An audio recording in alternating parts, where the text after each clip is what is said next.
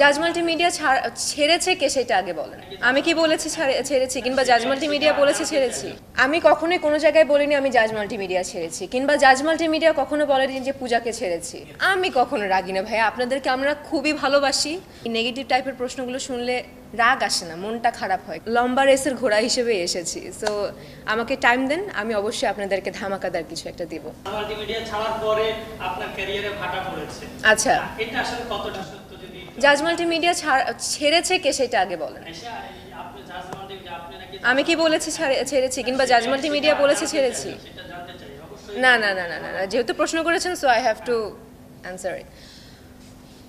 আমি কখনোই কোনো জায়গায় বলিনি আমি জাজ মাল্টিমিডিয়া ছেড়েছি, কিংবা জাজ মাল্টিমিডিয়া কখনো বলেনি যে পূজাকে ছেড়েছি।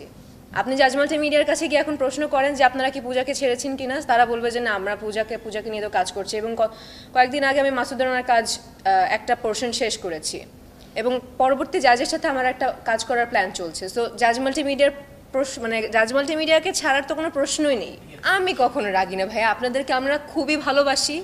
আপনাদের প্রতি আমাদের রাগের কোনো আমি তো খুব হাসি মুখে বলেছি, বাট প্রশ্নগুলো আসলে শুনলে না, মানে এই নেগেটিভ টাইপের প্রশ্নগুলো শুনলে রাগ আসে না, মনটা খারাপ হয়। কারণ আপনাদেরকে এত ভালোবাসি আমরা, আপনারা যখনই বলেন ইন্টারভিউর কথা আমরা তখনই ইন্টারভিউ দেই, কিংবা আমরা প্রমোশনে ছুটে যাই, আপনারাও ডাকেন। সো এই জায়গাটা না, একটা জার্নালিস্ট একটা আর্টিস্টদের মাঝখানে খুব ভালো একটা বন্ডিং। যখন ভালোবাসার মানুষদের কাছ থেকে এই প্রশ্নগুলো শুনি তখন একটু খারাপ লাগে, মনটা খারাপ লাগে। কাজ করে যাচ্ছি, কোন সময় কি হয়ে যায় না হয়ে যায় এটা তো আসলে উপরওয়ালার কাছেই, মানে উপরওয়ালার হাতেই, এবং উপর থেকে আসলে প্ল্যানটা আসে।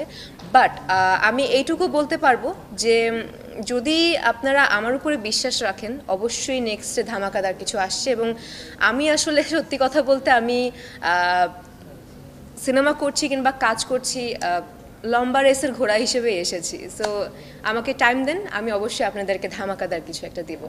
প্রত্যেকটা সিনেমার যখন ডিক্লেয়ার হয় যে এই সিনেমাটা এই ঈদে আসছে কিংবা এই সিনেমা এভাবে রিলিজ পাচ্ছে, তখন আমি আমার জায়গা থেকে সবসময় সর্বোচ্চটা চেষ্টা করি প্রমোশন করার জন্য, because it's my movie, it's my child. So এটা আমার নিজের মনে করে আমার সব কিছু করতে হবে। বাদবাকি রিলিজটা হচ্ছে, সেন্সরটা হচ্ছে আমাদের ডিরেক্টর প্রডিউসারদের উপর। তারা কখন ডিক্লেয়ার করবে এবং তারা কখন পারমিশন দেবে যাও প্রচারণা শুরু করো,